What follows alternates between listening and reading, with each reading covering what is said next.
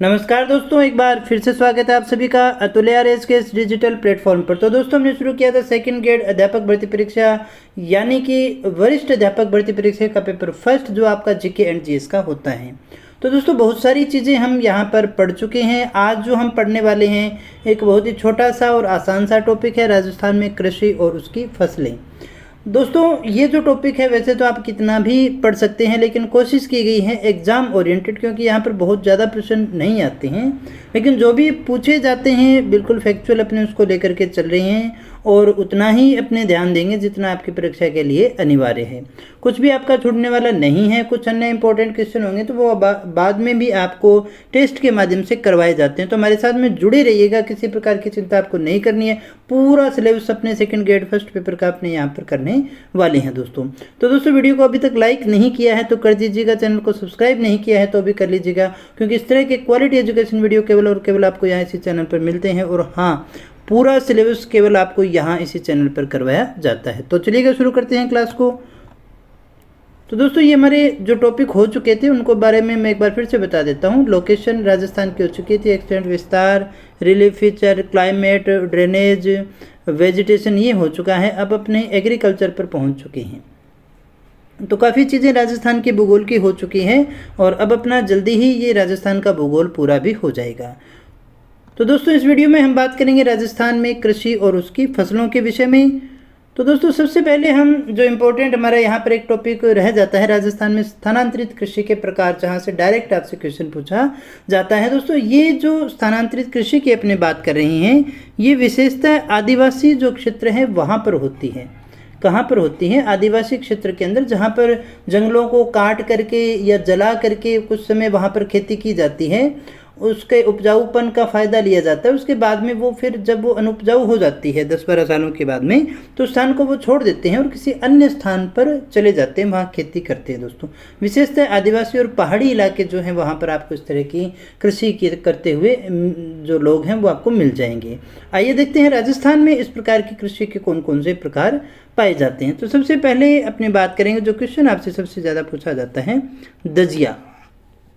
तो दजिया क्या है दोस्तों? भील जनजाति के द्वारा की जाने वाली कृषि है। भील जनजाति के द्वारा वनों को जलाकर जो कृषि की जाती है, वनों को जलाकर जो कृषि की जाती है उसे हम कहते हैं दजिया। याद रखिएगा दोस्तों, ये क्वेश्चन पहले भी कई बार पूछा गया, बहुत ही इंपॉर्टेंट क्वेश्चन है। दजिया क्या है? भील जनजाति के द्वारा वनों को जलाकर, यानी जो वन होते हैं उनको जला दिया जाता है, फिर वहाँ पर जो मिट्टी हो गई, राख वहीं रह गई, वो मिट्टी उपजाऊ हो गई दोस्तों। उसमें बहुत अच्छी ह्यूमस की मात्रा भी होती है, जीवाश्म होते हैं, तो वहाँ पर कुछ समय तक खेती की जाती है। जब वो अनुपजाऊ हो गई, स्थानांतरित कृषि हम इसे ही तो कहते हैं ना, कि फिर उस स्थान से अपने दूसरे स्थान पे जो वो लोग हैं वो चले जाते हैं और वहाँ जाकर के कृषि करते हैं। तो यहाँ जो आपको याद रखना है, एक तो भील जनजाति जरूर याद रखिएगा, कई बार ऐसा क्वेश्चन भी वो पूछ लेता है। दूसरी बात, चिमाता की अगर हम बात करें तो चिमाता क्या है? भील जनजाति द्वारा वनों को जलाकर की जाने वाली कृषि को ही हम क्या कहते हैं? चिमाता के नाम से जानते हैं। वैसे ये दजिया और चिमाता एक ही होती है दोस्तों। तो भील जनजाति के द्वारा वनों को जलाकर जो कृषि की जाती है उसे अपने चिमाता के नाम से जानते हैं। तीसरी बात जो हमें याद रखनी है, वालरा। वालरा यहाँ पर गरासियों के लिए होती है, इसलिए ये इंपॉर्टेंट हमारा क्वेश्चन हो जाता है। वालरा क्या है? गरासिया जनजाति के द्वारा की जाने वाली स्थानांतरित या झूमिंग कृषि है। तो वालरा कौन करते हैं? गरासिया, दजिया या चिमाता कौन करते हैं? भील जनजाति के लोग करते हैं। ये आपको विशेषतः याद रखना है। इसी तरह से वात्रा की अगर हम बात करें तो वात्रा सहरिया जनजाति द्वारा किए जाने वाले स्थानांतरित कृषि है। अब आपको याद क्या रखना है? याद रखना है दजिया या चिमाता, ये तो भील जनजाति के द्वारा की जाती है, और वालरा जो है, ये वालरा जो है वो गरासिया के द्वारा की जाती है, ये याद रखिएगा। इसके बाद में दोस्तों कुछ एक इम्पोर्टेंट फैक्ट के विषय में बात कर लेते हैं। राजस्थान की कृषि से संबंधित जो प्रश्न आपसे पूछे जा सकते हैं, राजस्थान में सबसे ज़्यादा बोई जाने वाली फसल कौन सी है? खरीफ है या रबी है? तो खरीफ वो फसल है, खरीफ की फसलें सबसे ज़्यादा राजस्थान में बोई जाती हैं। दूसरी बात, राजस्थान में सर्वाधिक उत्पादित होने वाली रबी की है। बोई तो कौन सी जाती है? खरीफ, यानी फसल बोना है ना, कितने एरिया पे बोई गई। तो सर्वाधिक बोई जाने वाली फसल तो होगी खरीफ, लेकिन हमें ये ज़रूरी तो नहीं है ना कि जितना बोया जाए उतना उत्पादन भी होगा। तो सबसे ज़्यादा लेकिन फिर भी उत्पादन जो है वो रबी का ज़्यादा होता है, यानी जो ज़्यादा बोई जाती है उसका उत्पादन कम है, लेकिन जो कम बोई जाती है लेकिन उत्पादन उसका बहुत ज़्यादा होता है तो वो रहेगी हमारी रबी की फसल। राजस्थान में सर्वाधिक कृषित होने वाला खाद्यान्न कौन सा है, यानी जिस खाद्यान्न की कृषि राजस्थान में सबसे ज़्यादा की जाती है तो वो है बाजरा। तो यहाँ पर आपसे पूछा जाए राजस्थान का प्रमुख जो खाद्यान्न कौन सा है, तो आप बाजरा को ही लेंगे ना, क्योंकि सबसे ज़्यादा कृषि खेती इसी की जाती है। राजस्थान में सर्वाधिक कृषित होने वाला दलहन कौन सा है, कौन सी दालों का जो अपने एग्रीकल्चर है वो सबसे ज़्यादा होता है, तो वो हो गया मोठ। मोठ का उत्पादन ज़्यादा होता है। राजस्थान में कृषित यानी अभी अपने कृषि करने की बात, उत्पादन की बात नहीं कर रहे हैं, हम कृषि की बात कर रहे हैं दोस्तों। तो कृषि किसकी की जाती है, तिलहन के रूप में सरसों की सबसे ज़्यादा यही बोया जाता है। सर्वाधिक उत्पादन वाला खाद्यान्न अगर हम बात करें देखो तो कौन सा हो गया, गेहूं। अब ध्यान दीजिएगा यहाँ पर आपको जो अंतर है वो देखने को मिल जाएगा। हमने कहा सर्वाधिक कृषित, सबसे ज़्यादा खेती किसकी करते हैं, बाजरे की, लेकिन सबसे ज़्यादा उत्पादन किसका होता है, गेहूं का होता है। इसी प्रकार से दलहन की बात करें तो सबसे ज़्यादा कृषि कौन से दलहन की जाती है, मोठ की, लेकिन सबसे ज़्यादा उत्पादन किसका होता है, चने का होता है। इसी प्रकार से सबसे ज़्यादा उत्पादन वाला तिलहन कौन सा है, सरसों है, और सर्वाधिक कृषि किसकी होती है, तिलहन में सरसों की होती है, सरसों का सबसे ज़्यादा उत्पादन होता है। तो यहाँ कोई विशेष बात नहीं रह जाती है। राजस्थान में सर्वाधिक कृषित क्षेत्र वाला जिला कौन सा है, जहाँ पर सबसे ज़्यादा कृषि की जा सकती है, तो वो एरिया वाला जो जिला रह गया वो रह गया बाड़मेर। इसी प्रकार से न्यूनतम की अगर हम बात करें, सबसे न्यूनतम कहाँ पर होती है, तो वो राजसमंद में होती है।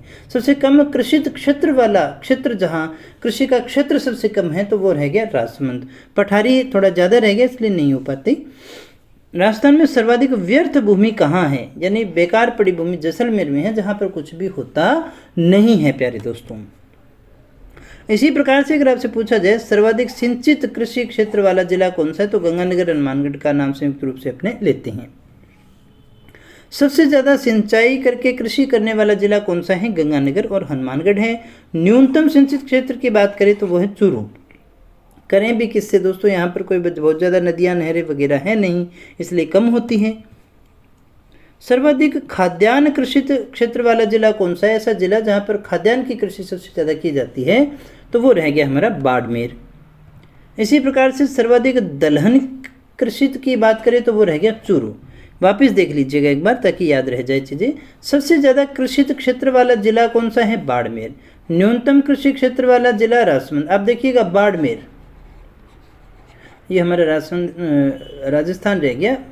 बाड़मेर का जो एरिया हमारा रह गया वो सबसे ज़्यादा कृषित क्षेत्रफल वाला है, लेकिन न्यूनतम वाले की बात करें तो वो कौन सा रह गया, राजसमंद रह गया। इसी प्रकार सबसे ज़्यादा व्यर्थ भूमि की बात करें तो वो कहाँ रह गई, जैसलमेर में रह गई। सर्वाधिक सिंचाई नहरें यहाँ अपने गंगानगर और हनुमानगढ़ में रह गई। न्यूनतम सिंचाई वाला कौन सा रह गया, चूरू रह गया। न्यूनतम सिंचाई वाला चूरू रह गया। सर्वाधिक खाद्यान्न कृषित करने वाला जिला रह गया बाड़मेर, और न्यूनतम वाला रह गया चूरू। राजस्थान में सर्वाधिक तिलहन कृषित वाला जिला कौन सा रह गया, बारां, जहाँ पर तिल की कृषि सबसे ज़्यादा की जाती है। लेकिन सर्वाधिक ज़्यादा उत्पादन करने वाला खाद्यान्न उत्पादन कौन करता है, तो वो करता है अलवर जिला। अब देखिएगा दोस्तों, यहाँ पर जो हमें याद रखना है, हमने कहा सबसे ज़्यादा खाद्यान्न की कृषि करने वाला तो कौन सा रह गया, बाड़मेर। सबसे ज़्यादा खाद्यान्न की कृषि करने वाला रह गया बाड़मेर। दलहन की कृषि करने वाला रह गया चूरू। लेकिन दोस्तों सबसे ज़्यादा तिलहन होता कहाँ, सॉरी सबसे ज़्यादा खाद्यान्न उत्पादन कहाँ होता है, अलवर में होता है। इसी प्रकार से सबसे ज़्यादा दलहन उत्पादन नागौर में होता है। हमने कहा कृषित करने वाला जिला जो है, कृषित करने वाला जिला कौन सा है दोस्तों, चूरू है दलहन का, लेकिन सबसे ज़्यादा उत्पादन जो है वो वहाँ नहीं होता, सबसे ज़्यादा उत्पादन नागौर में होता है दोस्तों। फिर हम कहें सबसे ज़्यादा तिलहन का उत्पादन करने वाला जिला है बारां, और सबसे ज़्यादा कृषि करने वाला भी कौन सा है, बारां है। ये दोनों में सेम रहेगा दोस्तों। अब हम बात कर लेते हैं कुछ प्रमुख फसलों की। तो एक तो जहाँ सबसे ज़्यादा कृषि की जा रही है और सबसे ज़्यादा उत्पादन हो रहा है, दोनों ही जानने अनिवार्य होते हैं। तो बैसे बाजरा, बैसे बाड़मेर, और सर्वाधिक उत्पादन लेकिन होता है अलवर के अंदर। बाजरा सबसे ज़्यादा कृषित होता है बाड़मेर में। गेहूं के लिए गंगानगर आता है। इसे अपने अन्न का कटोरा भी कहते हैं। क्या कहते हैं प्यारे दोस्तों? इसे हम अन्न के कटोरे के नाम से भी जानते हैं। चावल, चावल कहाँ होता है? बूंदी में। कृषित कहाँ होता है दोस्तों? खेती बूंदी में की जाती है, लेकिन सबसे ज़्यादा उत्पादन कहाँ होता है? हनुमानगढ़ में होता है दोस्तों। वैसे ये कोई बिल्कुल फिक्स तो नहीं होते, हम औसतन मान रहे हैं। हर बार कई बार कुछ ज़िले जो हैं ऊपर नीचे भी हो जाते हैं। मक्के की बात करें तो मक्का उदयपुर में कृषि किया जाता है, लेकिन सबसे ज़्यादा उत्पादन जो है वो चित्तौड़गढ़ में होता है। प्रश्न को अच्छे से पढ़ लीजिएगा, जो जयपुर है दोनों ही तरह से। दलहन में बात करें तो मोठ, मोठ कहाँ कृषि किया जाता है? बाड़मेर में, और सबसे ज़्यादा उत्पादन यही होता है। मूंग की बात करें तो सबसे ज़्यादा कृषि यही है, उत्पादन यही है। चने की बात करें तो चूरू है, दोनों में ही चूरू आएगा। उड़द की बात करें तो उड़द बोया तो सबसे ज़्यादा कृषि तो कहाँ किया जाता है? भीलवाड़ा में, लेकिन उत्पादन जो है वो सबसे ज़्यादा बूंदी में होता है। चवला की बात करें तो सर्वाधिक कृषित वाला जिला है सीकर, और उत्पादन वाला भी सीकर। अरहर की अगर हम बात करें तो सर्वाधिक कृषित वाला जिला जो रह गया बांसवाड़ा, और सर्वाधिक उत्पादन वाला रह गया उदयपुर। अगर हम मसूर की बात करें तो सबसे ज़्यादा कृषित वाला जिला जो रह गया झालावाड़, और सर्वाधिक उत्पादन वाला रह गया बूंदी। फिर हम बात करें मटर की, मटर में सर्वाधिक कृषित वाला जिला रह गया जयपुर, और सर्वाधिक उत्पादन वाला रह गया जयपुर। तिलहन में बात करें तो सबसे ज़्यादा तिलहन होता है मूंगफली का, बीकानेर में, और सर्वाधिक उत्पादन भी बीकानेर में। तिल की अगर हम बात करें तो पाली में होता है, कृषित भी पाली में है, उत्पादन भी पाली में है। अलसी सबसे ज़्यादा नागौर में है, उत्पादन भी नागौर में है। सोयाबीन कृषित भी 12 में, उत्पादन भी 12 में। अरंडी जालोर में, दोनों ही जालोर स्थान है। तारामीरा में भी नागौर दोनों तरफ, और सरसों में भी टोंक आएगा दोस्तों, तो ये याद रखिएगा।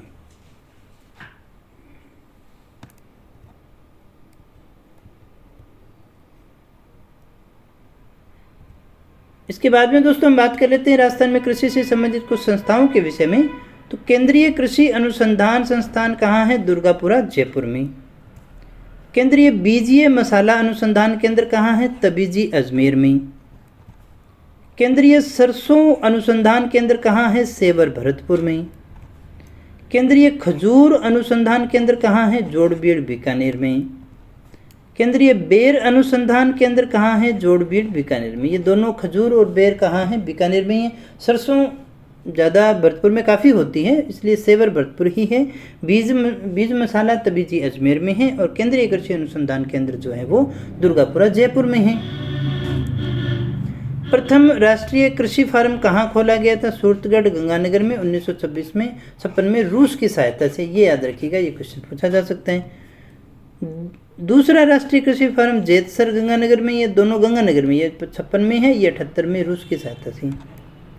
और तीसरा जो है वो जयपुर में है दोस्तों। ये 3 राष्ट्रीय कृषि फार्म हैं।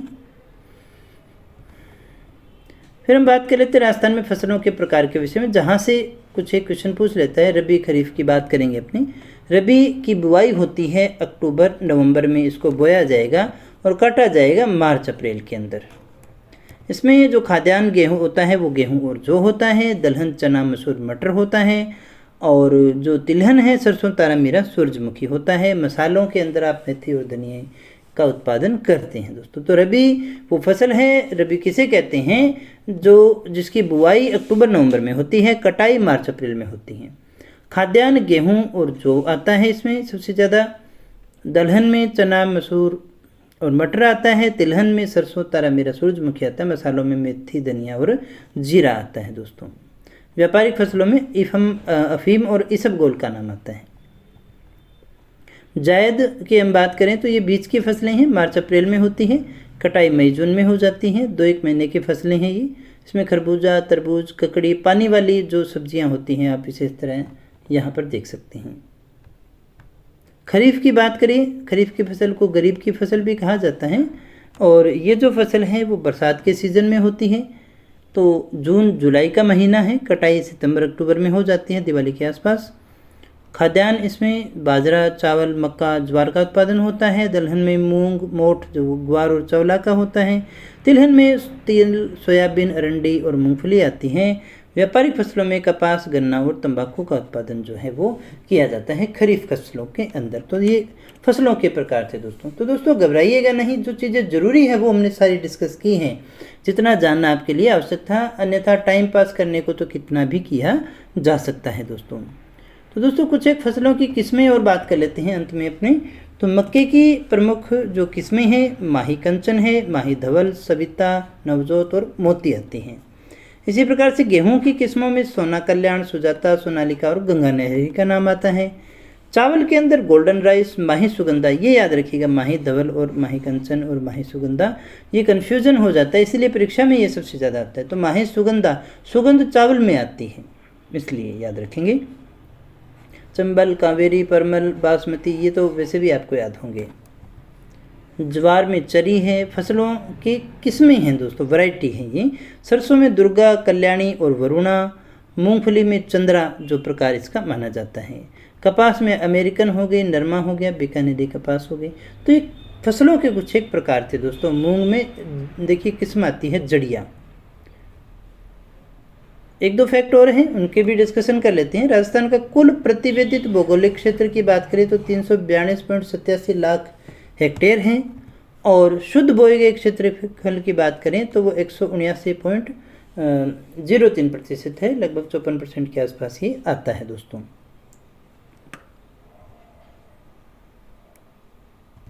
तो दोस्तों ये थी हमारी आज की क्लास। मुझे उम्मीद है काफ़ी चीज़ें आपको समझ में आ गई होगी। एक पर्याप्त शॉर्ट में हमने मैटर अच्छे से तैयार कर लिया है। ये इतना मैटर आपके टिप्स पे होना चाहिए दोस्तों। बाकी कुछ अलग क्वेश्चन होंगे तो मैं आपको करवा के सारा जाऊंगा, किसी प्रकार की चिंता आपको करने की आवश्यकता नहीं है। तो मिलते हैं नेक्स्ट वीडियो में कुछ और नए तथ्यों के साथ, कुछ और नई जानकारी के साथ, एक नए टॉपिक के साथ। तब तक यूँ ही बने रहे हमारे साथ। Thank you very much.